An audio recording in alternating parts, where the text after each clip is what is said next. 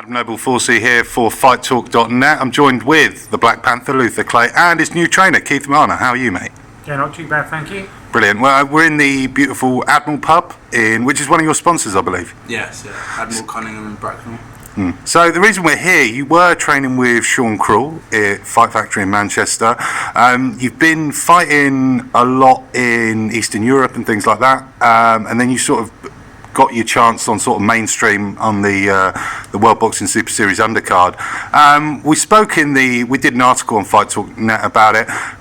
There seems to be a little bit of a change around your sort of like media profile and things like that. People sort of seem to know who you are now among the British boxing community. I'll address the training situation first. My training situation's been a bit everywhere. A lot of people, like when they first see me, they say you've had like 3 different trainers in like a short time. I haven't had 3 different trainers. I've had one actual trainer, which was a coach called Gennady Gordienko. Yeah. And he was with me for 3-4 fights. We didn't actually split. It was I don't know whether it's a visa situation or whatever kind of situation which led him to having to leave the country and go back to Russia. Yeah, man. So I actually went out there to Russia for one camp. And then, that was it. It just wasn't sustainable for me to train there, do you know what I mean? So then, after that, I spoke to my manager, Siesta, and originally, I actually spoke to him about training with Keith, coming back to Bracknell and training with Keith, but I couldn't at the time because I had complications like with university, which basically I had to stay in Southampton if I didn't want to be there. I wanted to come back home, but it wasn't possible. So while I was there, I was training with a coach called Mabs. Mabs was a friend of mine. He wasn't a professional coach or anything like that. He's just like a boxing enthusiast, and he took me on pads like that. So I did that for 2 fights, but I don't know. I just wasn't. I didn't feel like I could. The style of which he was training me in, I'll say I didn't feel like it was me. Yeah. Okay, I get that. I couldn't really recognize the training. I didn't think it worked for me. So then what happened was I got offered the Craven fight. And at this kind of time, I was very kind of like, I didn't want to accept the Craven fight, honestly, because really, yeah, I didn't know that. The Craven fight because not because of Craven himself, because I was in a point in my life where I was kind of depressed. Because, okay, yeah. Like I was in a situation, I was in a town where I didn't want to be. Obviously, I don't have any friends there. I don't have the trainer that I did love training with, that the only reason I stayed there, it wasn't there anymore. So I was training myself. I was in a situation where I was just down every day and it was hard. Every time my manager would call me, I've got a fight for you, I'd be on the phone to him acting all excited, like yeah, let's get. But like deep down I was like, oh, I've got another day of training. And, like, do you know what I mean? It was hard. Man. It was hard getting myself up. So for the Craven fight, I said like 4 weeks, because I always knew about the Craven fight, but I didn't know it was official, and I didn't really think it was going to happen. So I actually wasn't training. Yeah, the undercards get put together a little bit last minute, don't they? I was saying I'm a float, and I was like, I ain't going to fight on that card. I ain't going to fight. So 4 weeks out, I just said to Al, look, I'm pulling out of this fight. I'm fat, I'm overweight, I haven't been training. Wow, I didn't know this. Yeah, I'm depressed. I was 77 kilos 4 weeks out. And you still made the weight, so that's quite impressive. And, I called Al. I didn't call him. I texted him on Facebook. I was like at 4 o'clock in the morning. Now Al's an owl, so he's always up. Yeah. I said, look, I'm pulling out. I don't want to take this fight. I don't like the training I've been doing. I'm depressed. I'm out of shape. You know what he said? He said, fuck off. Typical Al Siesta that. He told me to fuck off. He said, you're going to take this fight, you're going to beat him, and you're going to fucking make weight. Well, that's quite interesting, your relationship with Albert. Yeah. And it's quite interesting what you're saying there about you were up in Manchester. So you are 22, so you're really young. So you moved to Southampton from Bracknell to start uni. So immediately you kind of got acclimatised to a new city there. I noticed at the Southampton show you had quite a lot of fans there who were. And the weird thing in the World Boxing Super Series, they kept saying you were from Southampton. But obviously you're from Bracknell. So, and then you're off to Manchester. So you're still like a child, really. And so this is more about having a support system and having your friends and family around you. And obviously, Keith, you're a Bracknell guy, born and bred, I believe. Yeah, Bracknell. Yeah. So, and then you worked with Keith in the amateurs, I believe. Is that right? Yeah, he would have been about 15 then. Local club, Bracknell Boys Club. I was one of the coaches there, along with Jeff McCreesh, Yeah. British champion. And Luther sort of took to Jeff in a way because he liked his sort of style, whereas I was more. We laugh about it now. I used to say you need to work on your footwork, Luther, which is what we're doing now. Oh, brilliant! Great to hear. Which is what he needs. But yeah, so I know his strengths and I know his weaknesses from all those years ago. You know, he would have been about 15, I suppose, 16, yeah. And then we lost the club and he went off on another venture, but only a year at another club, and then obviously he moved down to Southampton at uni. Yeah. So you're like back here now. This is where you want to sort of get your feet settled and things like that. Yeah. For me, coming back, I had not only myself but my manager and my parents. Everyone had like the concern of like, will I actually be able to train here? Like, because obviously I'm around friends and, you know, those kind of distractions. Where when I was away, the going out, partying, that sort of thing. Yeah. The thing I did know is that I had trained myself for basically 4 fights in a weak mind state. I knew that I knew I could train, but I was like concerned about would I be able to focus. And not only that, obviously I've knew Keith for a long time. But me and Keith never actually trained together when we were young. Oh, really? All right. Okay. I avoided his training because he used to focus on feet, and I didn't like feet. I was all about, okay, I'm gonna go in. You're doing it now. Yeah. So even moving down, I wasn't sure about Keith. So I was just like, I know Keith's a good trainer, but I was like, you know, I think there's a thing where if you don't know whether the styles are gonna gel. You know, because I'm a southpaw as well. Yeah. Ah, okay. Yeah.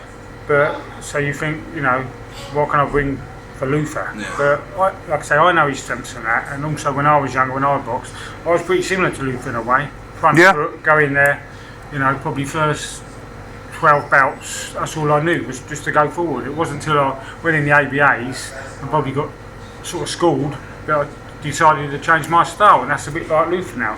He's got to be able to adapt. He's going up the levels. So he's getting there. Yeah, if you don't mind me asking you, Keith, how far do you think Luther can go in the sport? I think he can go all the way with the dedication he's got, and he's, as you know, he's a powerful man for his weight. Yeah, you are bigger than weight. He's got to have a B plan, if you know what I mean. Because it's too, what's the word you'd say? Too one-dimensional. Yeah. So I'm trying to change that, for him to be a bit more dynamic with his movement and everything, and he's starting to come off. I mean, we went sparring Guildford, was that Monday, wasn't it? Yeah. And it's the first time he's actually tried some of what we've been working on in the spar, and it did pay off, and he was happy with it. So we're seeing improvements at the moment. Definitely seeing improvement. You know, it's hard for him because, like I say, he's sort of one-dimensional. So it's to adapt. What I'm trying to get him to do is going to take time. We've been together now 3 weeks. So, and the fight's not till May the 12th. So hopefully by then we would have got it, you know, bang on. So brilliant, mate. He goes into this fight. Hopefully it's all going to be there for him. Yeah, well, I've been seeing the things on social media. It all looks very positive. You were talking about a fight coming up.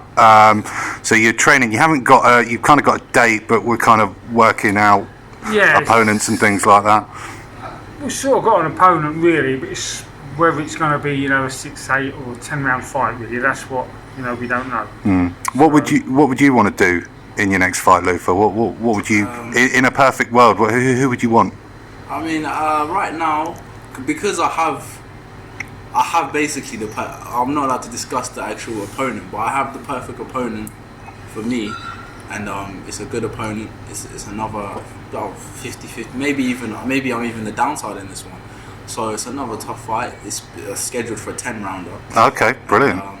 So for me, I'm happy with the fight. I'm not so much worried about fitness and for the 10 rounds. One thing I realised, I have really good fitness. What I'm more worried about and what I'm focusing on is what the stuff that Keith is trying to teach me and the things that we're trying to work on, because that's where it's going to pay off. It's not going to be a matter of fitness. No. It's going to be a matter of it's changing the gears, tempo.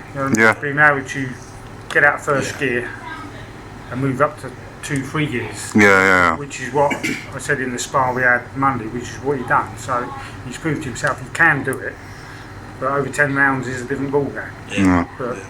we got another 6 weeks yet, so we're just working on that. And one thing I wanted to actually talk about as well is we're at your local pub, the Admiral, who's one of your sponsors. As soon as I got to Bracknell, a lot of people have been talking about boxing around it. Yeah, I walked past the ring. Is it the ring gym? Yeah, the ring gym. And then I asked a couple of lads for directions.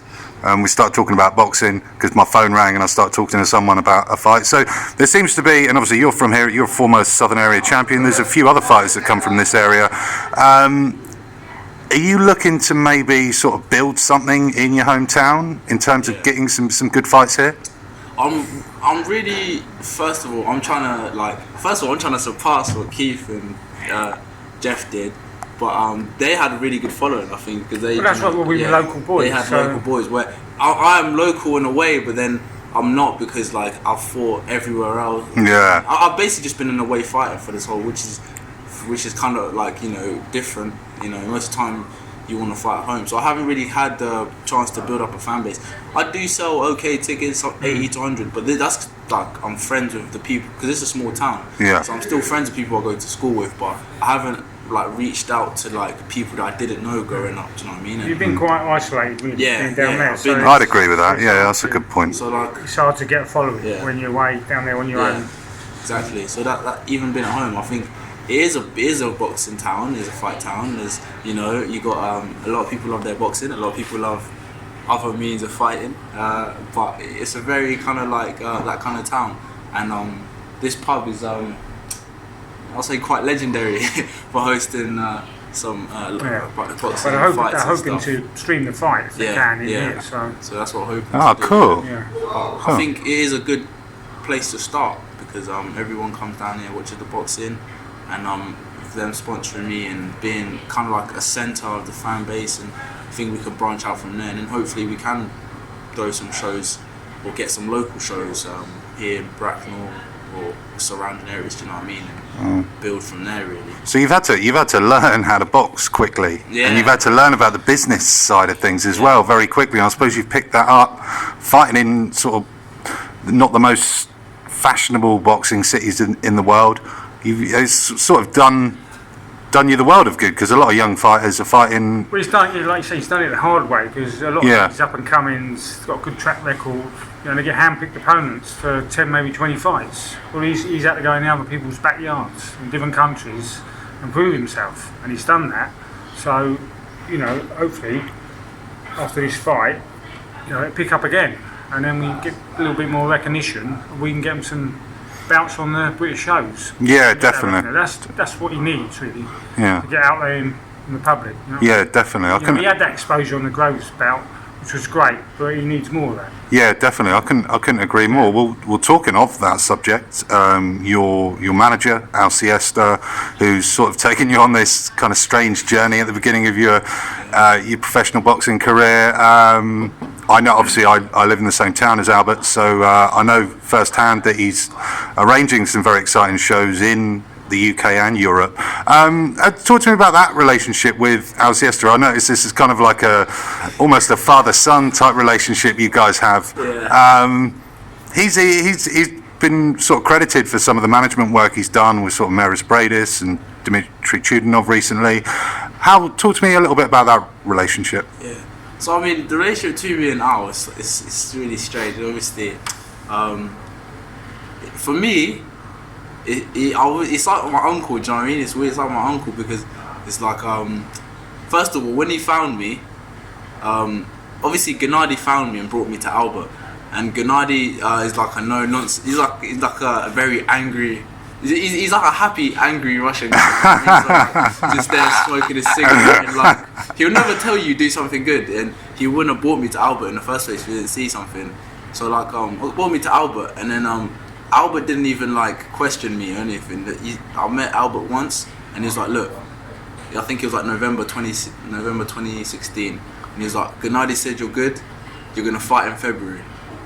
I was like, what? And that was it? Yeah, that was it. And then from there, it's been like that.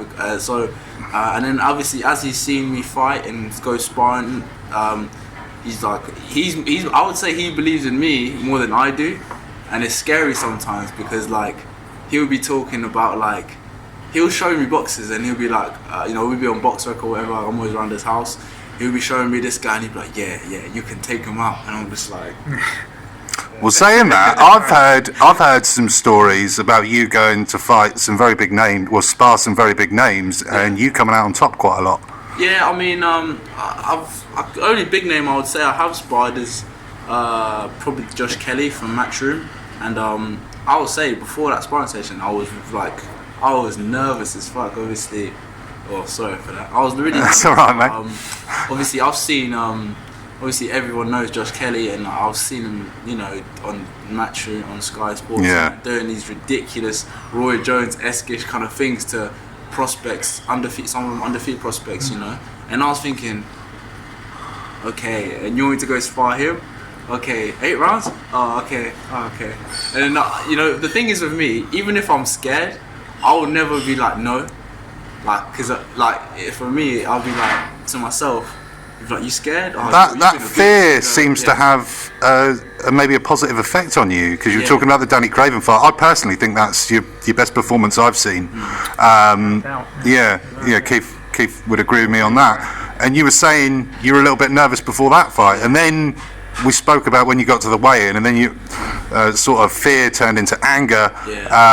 From the weigh-in issues, and as you were saying, you had quite a lot of weight to get rid of in quite a short space of time. So you kind of sort of like working yourself out sort of mentally as well. And I think with me, I'm very stable mentally. I approach everything the same, like whatever it is that I'm going through, I just tell myself, don't be a bitch, and that's it, or whatever. Good thinking. Like when I was when I had obviously when I was fighting Craven, I just told myself, don't be a bitch, just do it, And when I was out in Russia and when I got that controversial loss to that guy, Vazir Tomiyan, who was 9-1 at the time, I still think I won that fight, but afterwards, I felt bad about losing, but I was like, don't be a bitch. When did you think he's going to be undefeated? Get going. Do you know what I mean? That's how I'm like. Anything, even with like money, when I've been having money problems, or like just loads of things in my life, whenever I face things, I just tell myself, don't be a bitch. And I just carry on, because that's how life is. Sometimes you're not gonna be always up, you're gonna be down, but if you don't let yourself stay there, do you know what I mean? And so whatever challenge comes, I always think to myself, give me 8 weeks, I'll get ready for it. And that's all I say to myself. I don't, when my manager tells me, okay, you're fighting this guy, and I think okay, I've got 8 weeks, I better get ready for it. Do you know what I mean? And that's just the approach I take to it. And it might be a bit reckless at times, I guess, but I mean, take chances, and if I didn't take the chances, I wouldn't be here, because I know a lot of people that I was boxing with when I was younger, alongside, that are much better than me. I don't know what they're doing anything, and people come talk to me like I'm something special when I'm not, because I don't look at myself as something special. I just think I just get ready.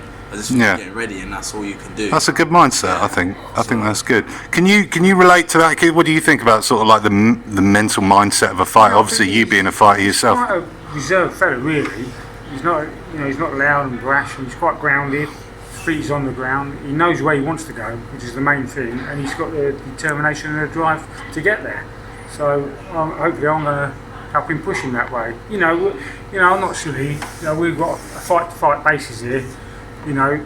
If things progress and he gets better, he can move on. There's going to be a lot of big fish out there looking for him. They can think they can earn some money out there, and they're going to go. So there's going to be a lot of opportunities for him.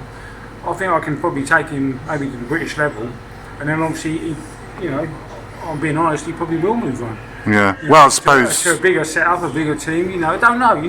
I could be wrong, but that's just natural progression, isn't it? You look at many fighters that get to a certain stage, and these big promoters like the Hearns or the Warrens, they come in, he gets a better camp, a better setup, gets looked after better. That's just the way it is. Yeah, definitely. But I have no regrets about that. I'm enjoying the journey along with Luther, because it's a journey for me as well. Brilliant. The first one I've got to train since I've got my licence. So, I'm enjoying it. I'm sort of buzzing, and hopefully Luther is as well.